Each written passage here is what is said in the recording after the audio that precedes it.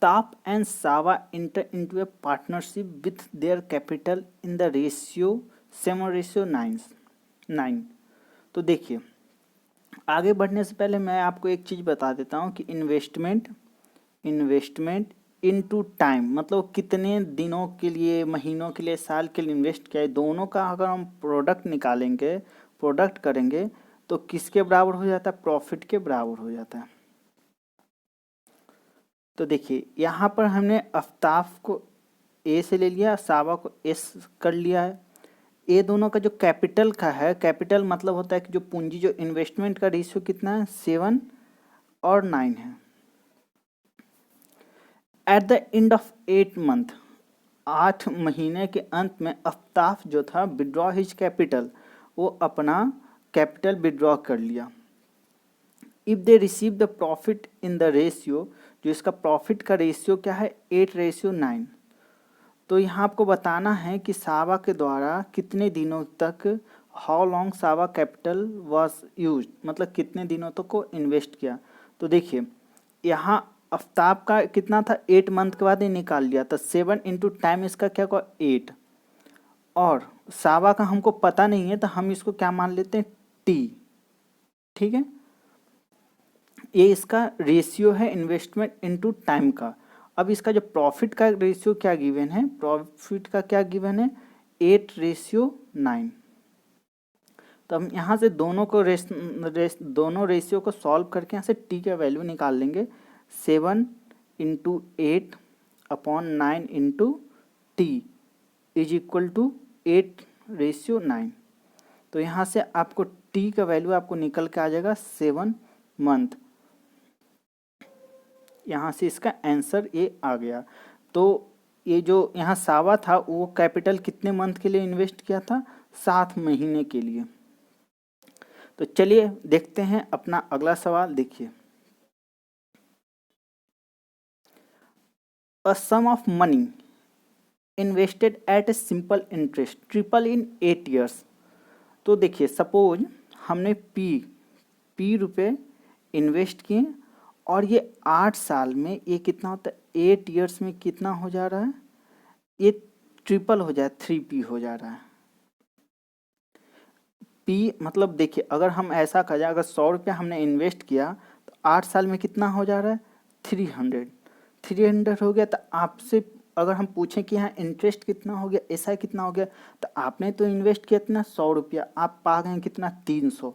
तो 300 में से 100 घटा दीजिएगा तो आपका इंटरेस्ट आपका कितना हो गया? 200 रुपया आपने इंटरेस्ट कमाए। तो यहाँ पर भी आपको यहाँ से इसका एसआई कितना हो जाएगा? एसआई कितना निकलेगा? क्योंकि पी आपका पी था, मूलधन था, वो कितना हो गया? 3p। तो एसआई निकालने के लिए क्या करेंगे? 3p minus P. तो यहाँ से एसआई आपका कितना निकल के आ जाएगा? 2p। एसआई आ गया 2p। अब एसआई का फॉर्मूला क्या होता है? p into R into T upon 100। P यहाँ के प्रिंसिपल है, तो प्रिंसिपल को हमने यहाँ जो क्या है p माने हैं, p लिख दिए। और r कितना है? 8 साल में तिगुना हो गया है ना, तो 8 मान लेंगे। और टाइम क्या है हमको? सॉरी, यहाँ r है, r हमको क्या है पता नहीं है, r हमको फाइंड आउट करना है। और यहाँ t है 8 ईयर्स, तो यहाँ 8 रख देंगे और अपॉन 100। तो यहाँ से आप इसको सिंप्लीफाई कीजिए, पी कैंसिल आउट हो जाएगा। तो यहाँ से r का वैल्यू कितना निकल के आ जाएगा? 25%। ये 25% आपका रेट ऑफ इंटरेस्ट निकल गया। अब यहाँ आपको फाइंड आउट करना है कि how many times it will becomes इन 20 सालों में, वो 20 सालों में कितना गुना हो जाएगा। तो देखिए, अब 20 सालों में पूछा गया है कि कितना गुना, मतलब पी था, अब ये क्या था? 20 गुना हो जाएगा। सॉरी, यहाँ 20 ईयर्स में, ये 20 ईयर्स में ये कितना टाइम्स हो जाएगा, यहाँ आपको फाइंड करना है। तो देखिए, अगेन हम लोग एसआई का फॉर्मूला लगाएंगे। एसआई बराबर क्या होता है? P into R into T. तो देखिए, पी कितना था? पी तो हम पी ही मान लिया, प्रिंसिपल पी। अब यहाँ हम लोग आर रेट निकाल चुके हैं 25, और टाइम कितना है? देखिए 20 ईयर्स है, तो यहाँ 20 रख के अपॉन कर देंगे 100। तो यहाँ से आप इसे सिंप्लीफाई कीजिएगा तो ये आ जाएगा, कितना आ जाएगा? ये 5p। 5p मतलब आप समझे, देखिए p आपका क्या था, मूलधन था, इंटरेस्ट आपका कितना आ गया, ये 5p आ गया है, ये 5p आ गया है। तो टोटल आपको कितना ये मतलब आपका तो देखिए p क्या था, मूलधन आपका था, और इंटरेस्ट आपको कितना आ गया, 5p आ गया। अब दोनों को ऐड कीजिएगा तो ये अमाउंट बन जाएगा, तो ये कितना हो जाएगा, 6p हो जाएगा। मीन्स तो p से ये कितना हो जाएगा, 6p। मीन्स वो 20 साल में अपने मूलधन का कितना हो जाएगा, 6 टाइम्स हो जाएगा। कितना हो जाएगा, 6 टाइम्स हो जाएगा। यहाँ से इसका आंसर निकल के आ गया। तो चलिए देखते हैं अपना अगला सवाल। देखिए, if the price of article went up by 20%, कोई सी भी आर्टिकल का प्राइस क्या हो गया, 20% बढ़ गया। सपोज हम मान लेते हैं कि उस आर्टिकल का प्राइस 100 रुपया था, अब इस पे क्या होगा, 20% वेंट अप मतलब ऊपर, मतलब इंक्रीज हो गया 20%। तो हम 100 का अगर 20% निकालेंगे तो 20, इसका हम 20% इंक्रीमेंट कर देंगे तो ये कितना हो जाएगा, 120। Why, what percent should be it be brought down to bring it original price? हम इसमें जो ये बढ़ाए हैं इसमें हम कितना की कमी कर दें कि ये 100 आ जाए, मतलब इसमें हम कितना की कमी कर दें तो 100 आ जाए। तो देखिए 120 में आपको 20 की कमी करना पड़ेगा, सिंपल, आपको 120 में 20 की कमी करना पड़ेगा तो 100 आ जाएगा। लेकिन ये 20 की कमी किस पे कीजिएगा, जो 20 की कमी किस पे कीजिएगा, 120 पे, ना कि 100 पे आप कीजिएगा। ये 20 की कमी 120 पे कीजिएगा, तो इंटू 100। तो देखिए यहाँ से आप 20 छके 100, 1/6 का आपको परसेंटेज वैल्यू अगर पता होगा तो कितना होता है, 16 एंड 2/3% की हमको कमी करना पड़ेगा, तो हम लोग ओरिजिनल इसका प्राइस पर आ जाएंगे। यहाँ से इसका आंसर निकल के आ गया। तो चलिए बढ़ते हैं, देखते हैं अपना अगला सवाल। देखिए,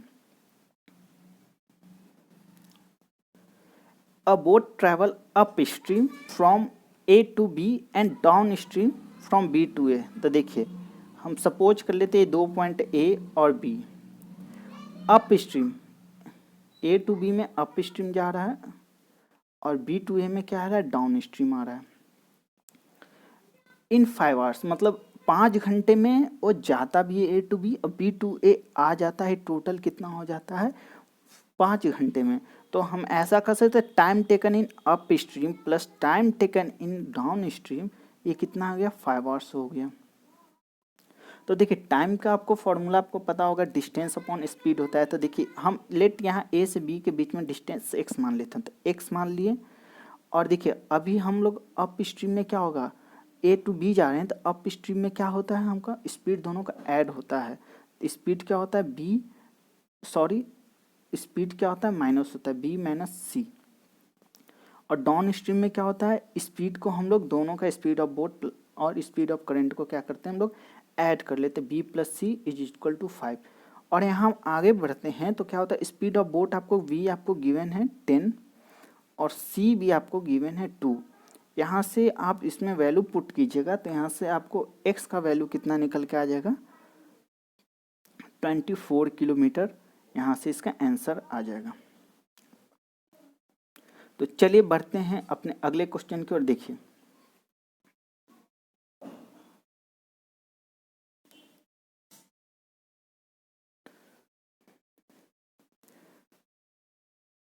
Prakash, Tarun and Karim can complete a work separately in 45, 60 and 17 days. देखिए प्रकाश कितना में, 45 में, तरुण कितना, 60 डेज में, और करीम कितने, 75, करीम कितने दिन में, 75 डेज में कर रहा है। तो देखिए ये टोटल ये इतने इतने दिन में काम कर रहा है।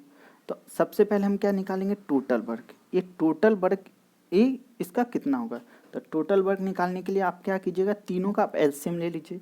तो तीनों का एलसीएम आपको कितना यहाँ निकल के आ जाएगा, 900।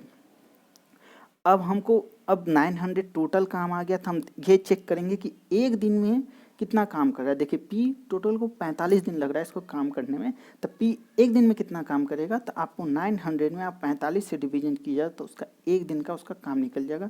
तो यहाँ से कितना आ जाएगा, 20। इसी तरह टी का, तरुण का कितना आ जाएगा, 15। और इसी तरह करीम का भी 12 आ जाएगा। ये हो गया। अब आगे बढ़ते हैं। They started the work together, means ये तीनों मिलके काम स्टार्ट किए। मीन्स क्या है, पी प्लस टी प्लस के, ये तीनों मिलके काम स्टार्ट किए। तब तीनों को आप ऐड कर दीजिएगा तो ये कितना हो जाएगा, 47। But Karim left after 5 days, 5 दिनों बाद करीम छोड़ के चला जाता है। तो देखिए मीन्स तो यहाँ क्या हो गया कि 5 दिनों तक ये तीनों मिलके काम किए। तो 47 यूनिट ये एक दिन में बना रहे हैं, तो 5 दिन में कितना बना दिए, तो 47 इंटू 5 कर दीजिए तो ये कितना हो जाएगा, 235। ये 235 यूनिट ये काम कर दिए हैं। टोटल में वर्क कितना था, 900। तो आप 900 में से 235 आप माइनस कर दीजिए तो यहाँ आपका कितना बचेगा, 665। ठीक है। और ये कितना, 5 दिन ये काम कर चुका है। 5 दिन ये काम ये क्या हो चुका है, 5 दिन ये काम कर चुका है। अब देखिए आगे बढ़ते हैं। 5 दिन बाद Karim left 5 days of the start and Prakash left 2 days before the completion. तो देखिए करीम, तो देखिए अब तो करीम का पिक्चर ख़त्म, इसका रोल इस वर्ग में ख़त्म हो गया, जिसको हम कट कर देंगे, इस पर ध्यान ही नहीं देंगे। अब हम क्या, प्रकाश आता है। प्रकाश का आप ध्यान दीजिए, देखिए इसका स्टार्ट से बोला था तो हम यहाँ क्या बोला, कंप्लीशन, मतलब लास्ट से 2 दिन पहले ये छोड़ के चला गया। ठीक है, ये लास्ट से 2 दिन पहले छोड़ के चला गया। तो हम ये कह सकते हैं ना कि लास्ट के जो 2 डेज में था, लास्ट के 2 डेज में ये काम नहीं किया, सिर्फ ये कौन काम किया, तरुण। तो लास्ट के 2 दिन में तरुण काम किया। तो एक दिन में 15 बना रहा है तो 2 दिन में कितना बना देगा, 30 बना देगा। तो ये लास्ट के 2 दिन और इसमें हम ऐड कर देंगे और यहाँ हम टोटल वक्त 665 में से 30 माइनस कर देंगे। आप इसे समझिए 30 क्यों माइनस किए, क्योंकि तरुण लास्ट में क्या बचा है, देखिए करीम तो पहले ही जा चुका है, अब लास्ट में ये क्या, प्रकाश और तरुण काम कर रहा है। लेकिन लास्ट के कंप्लीशन के लास्ट 2 में ये प्रकाश ही भाग गया, जो कि एक दिन में 20 यूनिट का था। अब बचा कौन, तरुण। तो लास्ट के 2 दिन में सिर्फ कौन काम किया, तरुण। और तरुण का एक दिन में कितना काम करना है, 15 दिन। तो लास्ट के 2 दिन में कितना काम किया होगा, 15 दूनी 30। तो यहाँ 30 हमने टोटल वर्क में माइनस कर दिए। तो अब हमारे पास जो रिमेनिंग वर्क है वो कितना बचा, आप इसे माइनस कीजिएगा तो यहाँ कितना आ जाएगा, 635 आ गया। तो अब हमको क्या फाइंड करना, how many days the work is completed, कितने दिनों में ये काम हमारा कंप्लीट हो जाएगा। तो आपको देखिए यहाँ डेज निकालना है। तो 5 दिन और 2 दिन ऑलरेडी हो चुका है। अब हमको और जो रिमेनिंग इतना जो हमारा 635 वर्क है, इसको कराने के लिए हमको कितना दिन की और ज़रूरत पड़ेगी। तो देखिए अब देखिए पहले तो क्या था, 5 दिन तक तो यहाँ हो गया था काम, करीम भाग गया। अब जो करीम चला गया था, अब प्रकाश और तरुण मिलके ही काम किया, क्योंकि लास्ट में जो प्रकाश चला गया वो तो मैंने ये माइनस कर दिया। अब जो बचा, प्रकाश और तरुण दोनों मिलके काम करेंगे। तो देखिए दोनों मिलके एक दिन में कितना काम करेंगे, तो 20 और 15 को आप ऐड कीजिएगा, 35। तो आप रिमेनिंग वर्क में आप 35 से डिवीजन कर देंगे तो यहाँ से इसका नंबर ऑफ डेज निकल जाएगा। तो यहाँ से इसका नंबर ऑफ डेज कितना आ जाएगा, 18 1/7। तो ये इतना डेज में ये 635 यूनिट काम करेगा। तो यहाँ पर आप 18 1/7 को आप ऐड कर दीजिएगा तो यहाँ से आपको जो आंसर निकल के आ जाएगा, तो यहाँ से क्या आ जाएगा, 25 एंड 1/7 डेज में ये काम को कंप्लीट कर लेगा। यहाँ से इसका आ गया आंसर निकल के। तो चलिए देखते हैं अपना अगला सवाल। देखिए, a container contain 165 litre of milk कोई एक कंटेनर है जिसमें क्या है, मिल्क कितना है, 165 लीटर है। Some quantity of milk is taken out. तो देखिए some quantity of milk taken out, तो हमको पता नहीं कि कितना निकाले। तो हम इसमें से हम x मान लेते हैं कि जो क्वांटिटी निकाले x से इसमें हम माइनस कर दिए। फिर क्या, and half of that quantity of milk, जो हमने निकाले हैं, ये half of that quantity of milk जो निकाले हैं, what is added to an container. अब जो इसमें जो हम इतना जो मिल्क हम निकाले हैं इसका आधा हमने क्या वाटर मिला दिए। तो एक्स तो हमने निकाले थे, इसका आधा कर देंगे तो हमने क्या ना वाटर मिला दिए। तो ऐसा करने से क्या हो जाएगा कि जो मिल्क एंड वाटर का ratio in the container becomes 5:3 आ जाएगा। तो आप यहाँ इसे सॉल्व कीजिएगा। 165 माइनस एक्स, अब जो मिल्क कितना बचा और वाटर कितना था, x/2। तो ऐसा करने से जो मिल्क एंड वाटर का रेशियो कंटेनर में कितना हो जाएगा, 5:3।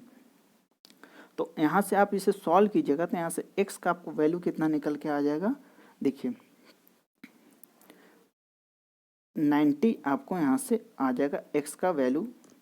और आपको यहाँ फाइंड आउट करना है what is the quantity of water is added. तो देखिए वाटर कितना है, देखिए वाटर कितना है, x/2 है। तो वाटर का क्वांटिटी जो एडेड है तो आपको x 90 है, 90 का आधा करना पड़ेगा, 45 लीटर हमको क्या उसमें मिलाना पड़ा, वाटर। यहाँ से आ गया इसका आंसर निकल के। तो उम्मीद करते हैं दोस्तों आप सभी को मेरे द्वारा बताया गया कुछ महत्वपूर्ण सवाल आप सभी को समझ में आया।